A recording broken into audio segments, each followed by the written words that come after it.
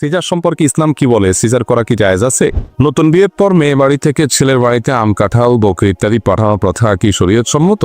চাদরের ডান পাশে পেশাব লেগেছে, বাম পাশে বিছানার চাদরের উপর কি নামাজ আদায় করা যাবে? যে দিনে জন্ম ওই দিনে বিবাহ হলে কি কিছু হয়? জমজমের পানি দাঁড়িয়ে পান করা যাবে কিনা? খাত্তার অনুষ্ঠান করা কি জায়েজ আছে? এরপর প্রশ্ন হলো, যে দিনে জন্ম ওই দিনে বিবাহ হলে কি কিছু হয়? যে দিনের জন্ম একই দিনে যদি বিবাহ হয় কিছু হয় কি হবে? একটা ভালো ঘটনা ঘটবে। জন্ম হয়েছে, এটা একটা ভালো ঘটনা। আবার একই দিনে আরেকটি ঘটনার জন্ম হয়েছে, সেটা আরেকটা ভালো ঘটনা। অতএব ভালো ঘটনার আপনার যত বেশি জন্মাবে, যত বেশি ঘটবে, ততই ভালো জিনিস। অনেক রকমের কুসংস্কার আমাদের দেশে আছে, এর মধ্যে এটাও একটা, যে দিনে জন্ম হয় ওই দিনে বিয়ে করা যায় না। যে তারিখে জন্ম হয়েছে, যে বারে জন্ম হয়েছে, ওই বারে এটা করা যাবে না। কেন করা যাবে না? ওই দিনে তো বিয়ে পারলে আরো কয়েকটা করা গেলে সেটাও করা উচিত। কারণ হলো, এই দিন আমার জন্ম হয়েছে, এটা আনন্দের দিন। একই দিনে আরেকটা আনন্দ হলে আরো ভালো, আলহামদুলিল্লাহ। হ্যাঁ, এই দিনে বিয়ে করলে কোনো অসুবিধা নেই। এগুলোকে অসুবিধা মনে করাটা বরং কুসংস্কার এবং মূর্খতা। নতুন বিয়ের পর মেয়ে বাড়ি থেকে ছেলের বাড়িতে আম, কাঁঠাল, বকরি ইত্যাদি পাঠানো প্রথা কি শরীয়ত সম্মত? দুইটা মৌসুম আমাদের সামনে চলে আসছে। এক হলো আম কাঁঠালের মৌসুম চলমান, আরেকটা হলো বকরি এসে যাচ্ছে। দুইটাই প্রশ্নে মাশাআল্লাহ উঠে আসছে। এই মৌসুমগুলোতে আমাদের সমাজে কিছু ছোট লোক চেনা যায়। এই ছোট লোকদের কাজ হলো আম কাঁঠালের মৌসুমে আম কাঁঠাল ভিক্ষা করে, আম কাঁঠালের ডাকাতি করে। আর কোরবানির সময় আসলে গরু আর ছাগল, গরুর ঠ্যাং, গরুর পল্লা, এগুলার ভিক্ষা করে। আমরা এর আগে বারবার ঘোষণা করেছি, যাদের ইফতারের অভাব আছে, ছেলে শ্বশুরবাড়ি থেকে বা ছেলে নিজের শ্বশুরবাড়ি থেকে বৌমাকে খোঁচায় তার বাবার বাড়ি থেকে ইফতারের দাবি মরার পরিবর্তে যে কাজটি করতে পারেন সেটা হলো আমাদের আসন্না ফাউন্ডেশনে দরখাস্ত করতে পারেন। আমরা আপনাদেরকে ইফতার দেওয়ার ব্যবস্থা করব ইনশাআল্লাহ। এটা আমরা এর আগে বারবার ঘোষণা দিয়েছি। এমনকি যদি আপনার আম কাঁঠাল খাওয়ার মতো টাকা না থাকে, এত গরিব মানুষ হন, তো ছেলের শ্বশুরবাড়ি থেকে আপনি আদায় করার এই ছোট লোকই না করে আত্মীয় স্বজনের কাছে ভিক্ষা মানুষ চায় নাকি? ভিক্ষা চায় মানুষ অপরিচিত মানুষের কাছে। আপনি ছেলের শ্বশুরবাড়ির কাছ থেকে এটা দাবি করলেন, মানে কি? বের বাড়িতে ভিক্ষা চাইলে তো লজ্জার কথা। এই ভিক্ষাটা আপনি বৌমার কাছে না চাই, আপনি আমাদের কাছে চান। আমরা কাউকে জানাবো না, গোপনে আপনাকে দিয়ে দিই। বুঝতে পারছেন কথা? আপনার বকরি নাই, কোরবানি করানো হতো, আপনার গোশত খাওয়া দরকার, আপনি আমাদের কাছে দরখাস্ত করেন, আমরা গোশত পৌঁছে দেবো ইনশাআল্লাহ আপনার কাছে। কিন্তু ছোট লোকই করিয়েন না। যুবকদেরকে ব্যাপারে জাগতে হবে। কবর দিতে হবে এদেশে যৌতুক প্রথা। যৌতুক প্রথাকে কি দিতে হবে? কবর দিয়ে ফেলতে হয়, এটাকে অতীত করে ফেলতে হবে। এর চেয়ে ছোট লোকই আর কিচ্ছু নেই। একটা মানুষ আস্ত মেয়ে দিয়ে দিয়েছে, তারপর আবার আপনার আম কাঁঠাল দিতে হবে সাথে। কেন রে বাবা? আম কাঁঠাল তো আপনি দিবেন শ্বশুরবাড়িতে নিয়ে আনে, কারণ আপনাদের মেয়েটা দিয়ে দিছে না। হারে, এর দাম তো আমি পরিশোধ করতে পারবো না, অন্তত কিছু আম কাঁঠাল খানা। শ্বশুরবাড়িতে কিছু আম কাঁঠাল নিয়ে বলবেন যে কিছু আম কাঁঠাল অন্তত নেন, এই মেয়ের তো দাম আমি দিতে পারো। মেয়ে দিয়ে দিছে, আবার সাথে আম কাঁঠাল দাবি করেন। এর চেয়ে বলো নোংরামো আর কি হতে পারে? খুব ছোট লোক, খুব ছোট লোক। এগুলো জায়েজ নাই, এগুলো গুনাহের কথা। মনে রাখবে, চাঁদাবাজি এবং স্পষ্টত অপরাধ। এরপর প্রশ্ন হলো, খাতনার অনুষ্ঠান করা কি জায়েজ আছে? খাতনার অনুষ্ঠান করা, বাচ্চাদের খাতনা হলে, মুসলমানি হলে অনুষ্ঠান করা রসম বা প্রথা আমাদের সমাজে প্রচলিত আছে। এ ব্যাপারে নবী করিম সাল্লাল্লাহু আলাইহি ওয়াসাল্লাম থেকে কোন নির্দেশনা সরাসরি নেই যে করতে হবে, এরকম কোনো নির্দেশনা নেই। তবে আল আদাবুল মুফরাদ ইমাম বুখারী রাহিমাহুল্লাহ দুটি বর্ণনা এনেছেন, তার একটি দায়ীফ সূত্রে বর্ণিত হয়েছে। এই দুর্বল সূত্রে বর্ণিত বর্ণনা থেকে দেখা যায় সাহাবীদের কেউ তার সন্তানের এই খাতনার পর তিনি আনুষ্ঠানিকতা করেছেন, দাওয়াত দিয়ে খাইয়েছেন, খেয়েছেন, কিন্তু হাদিসটি বিশুদ্ধ না, দায়ীফ। আরেকটি বর্ণনা পাওয়া যায় হাসান সূত্রে, এটাও আল আদাবুল মুফরাদে আসছে। সেখানে দেখা যায় আয়েশা রাদিয়াল্লাহু তাআলা আনহা পরিবারের একটা বাচ্চা, তাকে মুসলমান করা হয়েছে। তখন অন্য একজন বলেছেন, বা তিনি তাকে বলা হয়েছে যে এই বাচ্চাকে যে মুসলমানে করানো হলো, এটা অপারেশন হলো, কষ্ট হলো, এটাকে ভুলানোর জন্য কিছু আনুষ্ঠানিকতা করা যায় কিনা। আসলে তারা পারমিশন দিয়েছিলেন। তো সেটা অবশ্য এই আজকের এই মুসলমানের মতো না, বাকি কিছুটা আনন্দ বিনোদন অনুষ্ঠান, যাতে করে বাচ্চা একটু খুলে। তো এগুলো মৌলিকভাবে প্রায় সব ফুকায়ে কেরাম, মশহুর যত ফুকায়ে কেরাম আছেন, তাদের মন্তব্য হলো এগুলো মৌলিকভাবে জায়েজ আছে, বরং মুস্তাহাব, ভালো। খাতনাকে কেন্দ্র করে অনুষ্ঠান করলে সেটা ভালো। সুন্নত পর্যায়ে কোরআন হাদিস কর্তৃক নির্দেশিত বা সুন্নত করণীয় আকিকা যেরকম এরকম না, কিন্তু কেউ করতে চাইলে করতে পারে, নিষিদ্ধ নয়। বিশেষ করে বাচ্চাকে দোলানোর জন্য, তাকে আনন্দ দেওয়ার জন্য এটুকু হতে পারে। কিন্তু আমাদের দেশে মুসলমানের নামে যা হয় সেটা জায়েজ হওয়ার ভূমিকা নিয়ে। সেটা কি? সেটা হলো যে মুসলমানের অনুষ্ঠানের নামে চাঁদাবাজি বিয়ের অনুষ্ঠানে যেরকম হয় ওরকমই হয়, আকিকাতে হয়, মুসলমানিতে হয়। এবার দেখা যায় নানা নানি নাতির মুসলমানের দাওয়াত পাইছে, জামাইয়া মেয়ে দাওয়াত পাইছে। এর মানে কি? এর মানে হলো 10-20 হাজার টাকার একটা আংটি নিয়ে যেতে হবে। এটা হলো মানে, ঠিক না ভাই? ঠিক। অন্য কোনো মানে আপনাদের জানা আছে? আমি তো এটাই মানে যায়। নাতির খাতনা, জামাই আর মেয়ে খাতনা উপলক্ষে খাবার দাবার অ্যারেঞ্জ করছে, বাচ্চার নানাকে আর নানিকে দাওয়াত দিছে। এর মানে কি? এর মানে হলো হয় একটা গরু, নয় 2টা ছাগল, আর নাহলে 10-20 হাজার টাকা কিংবা একটা আংটি, এটা সেটা, এগুলো নিয়ে আপনারা আসিয়েন। তো এটা তো ডাকাতি। এখন কোনো নানার কি সাহস আছে যে ঠিক আছে মেয়ের জামাই দাওয়াত দিছে, নাতিরা মুসলমানই হয়েছে, সেই উপলক্ষে তারা একটু খাবার দাবার অ্যারেঞ্জ করছে, সুন্নাত কোনো আয়োজন না, তারপরেও তারা করছে বাচ্চাকে খুশি করার জন্য, মুস্তাহাব বলেছেন ফুকাহায়ে-কেরাম, সেই হিসাবে করছে। ঠিক আছে, যাই খেয়ে চলে আসবে কোনো নানা নানি, কোনো কিছু নেওয়া চাওয়া, এই হিম্মত এই কলিজা আছে কোনো নানা নানি না থাকলে হাওলা তেলেও করতে হবে। তাহলে বোঝা যাচ্ছে যে এখানে সুপ্ত এবং লুকায়িত চাঁদাবাজি মাহাজুফ আছে, ঠিক না বেটি? তো এটা জায়েজ নাই। এগুলোতে মানুষের দোয়ার জায়গা, আরো কি হয়? বদদোয়া হয়, বদদোয়া।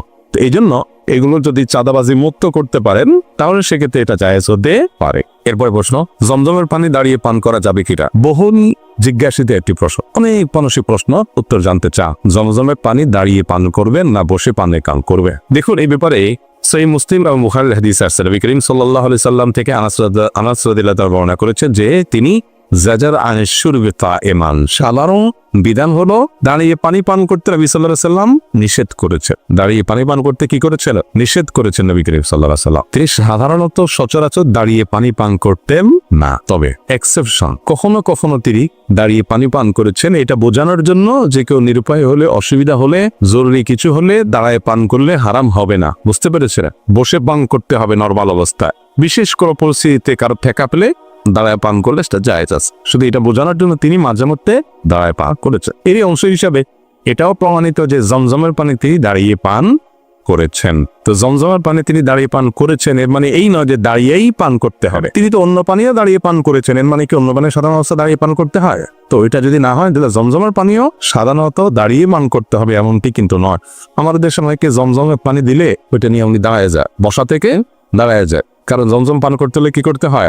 উনি মনে করেন দাঁড়ায় পান করতে হয় না। এরকম কোনো হাদিস নাই যে নবী করিম সাল্লাল্লাহু আলাইহি সাল্লাম বসা থেকে দাঁড়ায় গেছেন জমজমের পানি পান করার জন্য, বা সাহাবীদের থেকে এরকম কোনো হাদিস আমার জানা নাই যে বসা থেকে দাঁড়াইছেন পান করার জন্য, দাঁড়ানো অবস্থা পানি পাইছেন পান করছেন, এরকম পাওয়া গেছে। সেটা হয়েছে বললাম নবী করিম সাল্লাল্লাহু আলাইহি সাল্লাম অনেক বিষয় নিষেধ করার পর সেটা করতেন জায়েজ প্রমাণ করার জন্য। কথা কি বুঝাতে পারছি? এই জন্য জমজমের পানি অন্য 10টা পানির মতো সাধারণভাবে বসেই পান করবেন, দান অবস্থায় কখনো পান করার প্রয়োজন হলে জায়েজ। এটা হলো ফুকাহায়ে কেরামের অনেকের মত এবং এটা অধিকতর যুক্তিযুক্ত বলে আমার কাছে মনে হয়েছে। হাদিসগুলো সবগুলোকে গাটাগাটি পর ফুকাহায়ে কেরামের সবগুলো মতামত একসাথে করার পর মনে হচ্ছে এটাই সত্যিশায়। তবে অনেক ফকিহগণ, অনেক উলামায়ে কেরাম দাঁড়িয়ে জমজমের পানি দাঁড়িয়ে পান করাকে মুস্তাহাব, উত্তম বলেছেন। ওই যে নবী সাল্লাল্লাহু আলাইহি সাল্লাম একবার করেছেন, সেটাও তার থেকে করেছেন কোনো প্রমাণিত আছে। ওই হাদিসটার কারণে তারা জমজমের পানি দাঁড়ায় পান করাটাকে মুস্তাহাব বলেছেন ফুকাহায়ে কেরাম। অতএব কেউ ওই ফুকাহায়ে কেরামের মতের উপর আমল করলে তার সে আমলকে গুনাহ হয়েছে, বেদাত হয়েছে, এনকার করা যাবে না। বাকি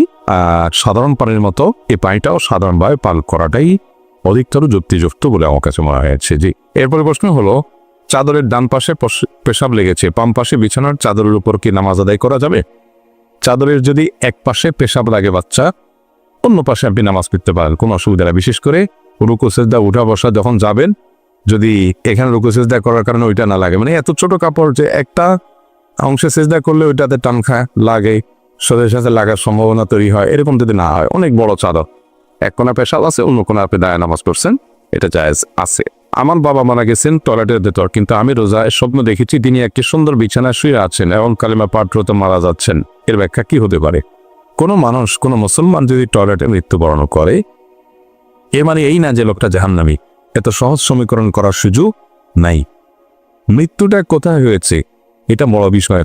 মৃত্যু অবস্থায় তিনি ইমানদার কিনা সেটা হলো বড় বিষয়। একজন ইমানদার, তার মৃত্যু যদি টয়লেটেও হয়, তিনি আল্লাহর কাছে নাজাত পেতে পারে। আরেকজনও বেঈমান, আল্লাহর প্রতি অবিশ্বাসী, তার মৃত্যু খুব আলিশান রুমের মৃত্যু হয়েছে, তারপরও সে জাহান্নাম। অতএব আপনার বাবা টয়লেটে মৃত্যুবরণ করেছেন দেখে আপনি তাকে স্বপ্নে ভালো অবস্থায় আছে এটা দেখতে পারবেন না এমন কিছু নয়। সুধারণা করতে পারেন যে আপনার বাবা আল্লাহ তাকে ভালো রেখেছে। তারপরও আমরা বাবা মাকে মৃত্যুর পর তাদের তরফ থেকে দান, সাদাকা ইত্যাদি করবো, অব্যাহত রাখবো, যাতে করে হাজর এবং সব তাদের আমল নামা যায়। এরপরে প্রশ্নটি আমি উচ্চারণ করছি না, কিন্তু প্রশ্নটির খোলাসা হলো যে কোনো স্বামী যদি স্ত্রীকে এমন কোনো কাজ করতে জোরাজুরি করে যেটি আল্লাহ তাআলা অনুমোদন নাই, হারাম, সেটা সহবাসের সময় বা অন্য সময় বা, তো স্বামীর সেই নির্দেশ মানা যাবে না। লা তাআতা লিমাখলুকিন ফি মাসিয়াতিল খালিক। আল্লাহ নির্দেশ লঙ্ঘন হয় এরকম কোনো কাজ পৃথিবীতে কারোর নির্দেশ মানতে গিয়ে করা যাবে না, সেটা স্বামীরও না বাপ মানটা। বুঝাতে পারছি? এক্ষেত্রে স্ত্রী তার সাধ্য অনুযায়ী প্রতিরোধ গড়ে তুলবেন, বাধা দিবেন কৌশলে, বিভিন্নভাবে, কিন্তু কোন অবস্থাতেই হারামের কাছে মাথা নত করবে না। একান্ত তিনি যদি জুলুমের শিকার হন, জবরদস্তের শিকার হন, তাহলে আল্লাহর কাছে তিনি মাপ পাবেন, যেহেতু তার ইচ্ছা ছিল না এবং তিনি জুলুমের শিকার। যে কোনো বীমা বা সমিতি থেকে কিস্তি নিয়ে জমি কেনা বা ঘর তৈরি করার কাজ করা বা অন্য কোনো কাজে লাগানো যাবে কিনা? কিস্তি নিয়ে, অর্থাৎ সুদের ভিত্তিতে কিস্তি নিয়ে যদি আপনি ঘর তৈরি করেন, সমাজে করেন, সুস্পষ্ট হারাম। সুদের লোন সেটা কিস্তিতে নেন আর এককালীন নেন, বা কিস্তিতে পরিশোধ করেন বা এককালীন পরিশোধ করেন, যেভাবেই নেন, সুদকে আল্লাহ তাআলা হারাম করেছে, সাধারণ হারাম না। পৃথিবীতে যত বিষয়কে আল্লাহ তাআলা আমাদের জন্য হারাম করেছেন ভক্ষণ করা, রিজিকের ক্ষেত্রে যত হারাম আছে, এর মধ্যে সবচেয়ে ডেঞ্জারাস হারামটি, সবচেয়ে ভয়াবহ হারামটি হলো সুদ। সুদের চেয়ে ভয়াবহ আর কোনো হারাম দ্বিতীয়টা। কয়েক কেজি শুকরের গোশত রান্না করে খেলে যে গুনাহ হবে, সুদের কারবার করলে তার চাইতে বেশি গুনাহ হওয়া। এত জঘন্য সুদের বিষয়। এজন্য ইমানদার দুনিয়ার সামান্য ঘর তৈরি করা, ব্যবসা প্রতিষ্ঠান তৈরি করা, এই সমস্ত লোভে সুদের কারবার করতে পারে না। এরপরে প্রশ্ন হলো, কোরবানির একটি ভাগে দুই ভাই একসাথে টাকা দিয়ে দুটি অংশ করে নেয়, 7 ভাগের 1 ভাগ তারা নেন। প্রশ্ন হচ্ছে, ভাগ একটি, অংশীদার 2 জন, এমন হলে কোরবানি হচ্ছে কি? না, এরকম হলে কোরবানি হওয়ার কোনো সুযোগ নাই। প্রবাসীরা অনেকে এরকম করে যে ধরেন কয়েকজন একটা রুমে আছে ব্যাচেলর, তো কোরবানির দিন একটু তারা কোরবানি করবে, গোশত খাবে। একটা ছাগলের দাম ধরেন 500 রিয়াল, তারা 5 জন থাকে, তো 5 জন মিলে 100 রিয়াল শেয়ার করে দিয়ে একটা ছাগল কিনে না কোরবানি করে। কারোরই কোরবানি হবে না, গোশত খাওয়াটা হবে। গোশত খাওয়াটা হবে আল্লাহর নামে জবে করলে হালাল হবে গোশত খাওয়া, কিন্তু এটা কি হবে না, কারণ কোরবানির একটা ভাগ, ওইটাকে আবার ভাগ করার সুযোগ একটা ভাগ একজনই দিতে হবে। হ্যাঁ, এটার একটা পদ্ধতি এমন হতে পারে যে কয়েকজন মিলে একজনকে টাকা দিল, যে ভাই আমরা 5 জন মিলে 100 রিয়াল করে তোমাকে আমরা দিলাম, তুমি একটা ছাগল কিনে কোরবানি করিও। কোরবানি করার পরে সে এবার দয়া করে আপনাদেরকে গোশত খাইতে দিয়েছে, আপনারা খাইলে, সেটা জায়েজ সিস্টেমটা, বুঝতে পারছে? কিন্তু ভাগ সমান সমান, টাকা সমান সমান, একটা অংশরে কয়েকজন বা 2 জন বা 3 জন ভাগ করে নিলেন, এতে কারো কোরবানি হবে না। একটা গরুর 7 ভাগ 7 জনের হইতে হবে, 8 জনের হইলে হবে না। একটা ভাগ 2 জনের টামতে পাবে না। আমি একটি সরকারি প্রতিষ্ঠানে চাকরি করি। চাকরি সুবাদে বিভিন্ন মালামাল ক্রয় বা মেরামত ক্ষেত্রে বিভিন্ন টেন্ডারের কাগজে স্বাক্ষর করতে হয়, যা না করলে চাকরি বোর্ডিং হবে বা করা যাবে না। টেন্ডারের কাগজে স্বাক্ষর করার কারণে মালামাল বিক্রয়কারী প্রতিষ্ঠান বা মেরামতকারী প্রতিষ্ঠান কর্তৃক কিছু টাকা আমাকে দিতে চায়, যা আমি গ্রহণ করি না। আমার প্রশ্ন হলো, এই টাকা গ্রহণ করে দান বা সাদকা করা উত্তম নাকি না নেওয়াটা উত্তম? এসব টেন্ডারে মালামাল ক্রয় বাবদ রেট বেশি ধরা হয়ে থাকে। এ ধরনের চাকরি করা যাবে না, ছেড়ে দিতে হবে। যেখানে আমাকে অন্যায় করতে হবে, রেট বেশি লিখতে হবে, মানে রাষ্ট্রের ক্ষতি হবে বা প্রতিষ্ঠানের ক্ষতি হবে, আবার সেখানে অন্যায়ভাবে ওখানে স্বাক্ষর করে আমি অন্যায় সহযোগিতা করতে হবে। ভাই, পৃথিবীতে বেঁচে থাকার জন্য খুব বেশি কিছু লাগে না। চাকরি ছেড়ে দিলে আপনি মরে যাবেন না, চাকরি ছেড়ে দিলে মরে যাবেন না, আল্লাহ তাআলা মেরে ফেলবেন না। দুনিয়াতে রিকশাওয়ালাও খেয়ে বাঁচে, সাধারণ গরিব মানুষও খেয়ে বাঁচে, দিনবাজারও খেয়ে বাঁচে, আপনিও বাঁচবেন ইনশাআল্লাহ। সৎ সাহস থাকতে হবে। আমি কেন অন্যায়ের সহযোগী হব, এটা আমার জন্য জায়েজ নেই। সেখানে আবার আপনাকে সে উৎকোচ দিলে সে উৎকোচ আপনি নিয়ে গরিবরে দান করবেন না, এই দান আল্লাহ চান না, এই দান আল্লাহ চান না। ইন্নাল্লাহা তাইয়্যিবুন লা ইয়াকবালু ইল্লা তাইয়্যিবা। আল্লাহ নিজে পবিত্র, দান করবেন হালালটা, পবিত্রটা, অপবিত্রটা আল্লাহ গ্রহণ করবেন না, এটা গ্রহণ করে। অতএব কিরকম করা জায়েজ নয়। এরপর প্রশ্ন হলো সিজার সম্পর্কে ইসলাম কি বলে, সিজার করা কি জায়েজ আছে? মেয়েদের গর্ভখালাসের জন্য সন্তান প্রসবের সময় যদি তা কারোর সিজারের প্রয়োজন হয়, বাচ্চার পজিশন এবং সার্বিক অবস্থা বিবেচনা করে বিচক্ষণ ডক্টরগণ যদি সিজার করতে নির্দেশনা করে এবং এর কোনো বিকল্প না থাকে, তাহলে তো এটা জায়েজ আছে, কারণ কোন প্রায় চিকিৎসার অংশ হিসাবে এটা জায়েজ আছে। কিন্তু যথাসম্ভব আপনার এক্ষেত্রে প্রপার ট্রিটমেন্ট হচ্ছে কিনা, প্রপার ডায়াগনোসিস হচ্ছে কিনা, প্রপার পরামর্শ হচ্ছে কিনা, এই বিষয়গুলোকে নিশ্চিত করার চেষ্টা করতে হবে। অনেক মেয়েরা আজকাল শখ করে কি করে সিজার করে, শুনি শখ করে নাকি সিজার করে, অদ্ভুত ব্যাপার সেপা। মানে নর্মাল ডেলিভারিতে একটু কষ্ট বেশি হয়, সেজন্য সিজারে তারা চলে যায়। অথচ সিজার মানে কি, পেটের এক মাথা থেকে আরেক মাথা পর্যন্ত কেটে ফেলা, সেটাকে আবার জোড়া দেওয়া, সেটা আবার জোড়া লাগা। আর নর্মাল ডেলিভারি হলে আজকে ডেলিভারি না হাসপাতালে, কালকে মহিলা ছাড়পত্র পেয়ে যায়। আর সিজারের রোগী 3 দিন 4 দিন 5 দিন বেডে শুয়ে থাকতে পারে। হয়তো বাহ্যিক একটু সাময়িক একটু কষ্ট হয় প্রসবের সময়টাতে, কিন্তু আগে পরে কোনো সময়টা সুখ। অতএব এগুলোর নির্বুদ্ধিতা ছাড়া আর কিছুই নয়। আমাদেরকে আজকাল শৌখিনতার নাম দিয়ে, আধুনিকতার নাম দিয়ে শয়তান এমন এমন পদ্ধতিতে নিয়ে যাচ্ছে যে আমরা ধ্বংসের দিকে চলে যাচ্ছি। সিজারের সবচেয়ে বড় ক্ষতির একটা তো হলো যে বাচ্চা যদি সিজারে হয় তাহলে সেক্ষেত্রে খুব বেশি বাচ্চা নেওয়ার সম্ভাবনা থাকে না নাকি। তো সেটা যদি হয়, এটা তো বিরাট একটা লস। আপনি বিয়ে করেছেন, আল্লাহ তাআলা আপনাদের ঘরে সংসারে যদি 2 4 5টা 7টা 10টা 12টা বাচ্চা দেয়, বিরাট বড় সম্পদ। এই বাচ্চার টাকা দিয়ে কেনা লাগলে কি করতে, সেখানে একটা পরে আন না, 2টা পরে আন না, এগুলা যারা বোঝায় আমাদেরকে ভুল বোঝায়। এগুলোর পরিণতি কি হয় চায়নারা জানতেছে, এগুলোর পরিণতি কি হয় উন্নত বিশ্বের লোকেরা জানতেছে। জন্মের হার যখন থেমে যায়, একটা সভ্যতা বিলুপ্তির দিকে চলে যায়। এটা আর নতুন করে গ্রো করা যায় না, কঠিন হয়। মানুষের জন্ম পৃথিবীর জন্য কখনো অকল্যাণের না, মানুষ কখনো জনসংখ্যা কখনো সমস্যা নয়, এটাকে জনসম্পদে রূপান্তরের চেষ্টা করতে হবে। আপনারা প্রায় একটা স্লোগান শুনেন না, ওই যে ছোট পরিবার সুখী পরিবার, শুনেন না? ছোট পরিবার মানে 1টা 2টা বাচ্চা থাকে, আপনি সুখী থাকবেন। আমি তো উল্টাটা দেখি, যত ঘরে ঘরে অশান্তি দেখেন, ওই 1 ছেলে 1 মেয়ে ওখানে, কারণ ওই একটা অমানুষ হলে পুরো জীবনটাই শেষ। আর যাদের 8টা 10টা বাচ্চা আছে, এদের যদি 2 4 5টা অমানুষ হয় তাতে কিছু আসে যায় না, একটা মানুষ হইলে যথেষ্ট, ঠিক না? ঠিক। বড় পরিবারের সবগুলাই অমানুষ হয়েছে, একটা মানুষের জাত হয় নাই, বাপ মার কষ্টই কষ্ট, এরকম ঘটনা দেখছেন আপনারা। কিন্তু ওই তথাকথিত 1 ছেলে 1 মেয়ের, একটা লন্ডন চলে গেছে আর একটা কানাডা চলে গেছে, 2টা 2 জায়গায় যায়, অমানুষ হয়ে গেছে, বুড়া বুড়ি দুনিয়াতে মরে, দেশে থেকে মরে, এরকম ঘটনা বহুত আছে না? তাহলে কে বলছে এই সমস্ত কথা? ছোট পরিবার সুখী পরিবার, জনসংখ্যা এটা কখনো সমস্যা নয়। এই থিওরি ভুল। যারা এই থিওরি আমদানি করেছে তারা নিজেরা এখন বিপদে আছে।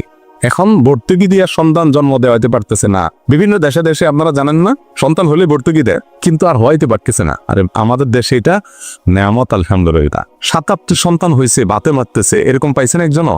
7-8টা হয়ে গেছে, এই জন্য বাতের অভাবে বুড়া বুড়ি খাইতে পারতেছে না, এরকম হয়েছে কখনো? আল্লাহ তাআলা সবার রিজিকের মালিক, ইমানদার সে বিশ্বাস থাকতে হবে তার। জনসংখ্যা এটা নেয়ামত, পৃথিবীর সবচেয়ে দামি সম্পদ, এটা বিধান। সিজার পরে এই যে সন্তান আপনার জন্মের হার কমায় আনা বা সীমিত করে ফেলা, এটা বর্তমানের পরিচয় না। তবে হ্যাঁ, যদি এরকম পরিস্থিতি হয় যে নর্মাল ডেলিভারি হলে মায়ের জীবন হুমকির মধ্যে পড়ে যায়, তখন অবশ্যই সন্তানের জন্ম পরে আগে মায়ের জীবন রক্ষা করতে হবে। সেটার জন্য কি করতে হবে? সিজারে যেতে হবে, সেটা জায়েজ আছে, কিন্তু এটা হলো সর্বশেষ চিকিৎসা। এবার প্রশ্ন হলো, আমার মা আমার নানার আগে মারা গেছে, বর্তমানে আমার নানাও জীবিত নেই, তাহলে ইসলামী শরীয়ত অনুযায়ী আমি আমার নানার সম্পত্তির মালিক হবই না? না, আপনি আপনার নানার সম্পত্তির মালিক হবেন না, কারণ আপনার নানা মৃত্যুর পর তার সন্তানরা তার সম্পদের মালিক হয়। সম্পদের মালিকানা, আমার সম্পদের মালিকানা আমার ছেলেমেয়েরা কখন পাবে? আমি মারা যাওয়ার পর। আমার জীবদ্দশায় আমি মালিক। এখন আমার মারা যাওয়ার পর তারা মালিক হইতো, তার আগেই তারা মারা যদি যায় কেউ, তাহলে তো সে আর মালিক হওয়ার সুযোগটাই পায় না। তো এই কারণে কারোর নানার আগে যদি তার মা মৃত্যুবরণ করে, দাদার আগে যদি বাপ মৃত্যুবরণ করে, তাহলে ওই বাপ দাদার সম্পদের মালিক হওয়ার সুযোগই পায় নাই, তার আগে সে দুনিয়া থেকে চলে গেছে। আর নাতি তো সরাসরি ওয়ারিস না, সেই হিসাবে ওখান থেকে সম্পদের ভাগ পাবেন না। কিন্তু এটা নিয়ে নাস্তিকরা অনেক কাহিনী করে, ইসলাম বিদ্বেষীরা অনেক কাহিনী তোলে। এটা অযৌক্তিক। শুধুমাত্র সম্পদ বন্টনের ভাগ পাওয়াটাই তো একমাত্র অবলম্বন না, আরো বহু ব্যবস্থা আছে তার বেঁচে থাকা। যেমন দাদা তার জন্য জমি লিখে দিতে পারে, নানা তার জন্য লিখে দিতে পারে, মামারা লিখে দিতে পারে, খালা লিখে দিতে পারে, চাচারা লিখে দিতে পারে। আর প্র্যাকটিসও মারা গেছে, তো নাতিরা, দাদার আগে হয়তো বাপ মারা গেছে, নাতিরা কিছু পায় নাই, তো ঠিক আছে চাচারা আবার সবাই মিলে না তোর জন্য কিছু দিয়ে দিছে। বা দাদা বেঁচে আছে যে ঠিক আছে আমার ছেলে মারা গেছে, নাতিরা তো নিয়ম অনুযায়ী তারা পায় না, তো আমি তাদেরকে দয়া করি এটা লিখে দিলাম। এটা তাদের জন্য জায়েজ আছে, ওয়ারিসদেরকে দেওয়া জায়েজ নেই, কিন্তু নাতিদেরকে দেওয়া জায়েজ আছে। আল্লাহ তাআলা অন্য রাস্তা খুলে রেখেছে। শুধু সেটাই নয়, নাতিদের ভরণ পোষণ, তাদের খরচ খরচা, দায় দায়িত্ব পুরাটা দাদাকে বহন করতে হবে বাবার অগোচরে। তাহলে শরীয়ত তার জন্য অনেকগুলো বিকল্প রেখেছে। এটা নিয়ে শরীয়তের সমালোচনা করাটা মূর্খতা ছাড়া আর কিছুই না। আল্লাহ তাআলা আমাদেরকে বুঝার নেওয়া তৌফিক দান করুন। জাযাকুমুল্লাহু খাইরান ওয়া আলহামদুলিল্লাহি রাব্বিল আলামিন।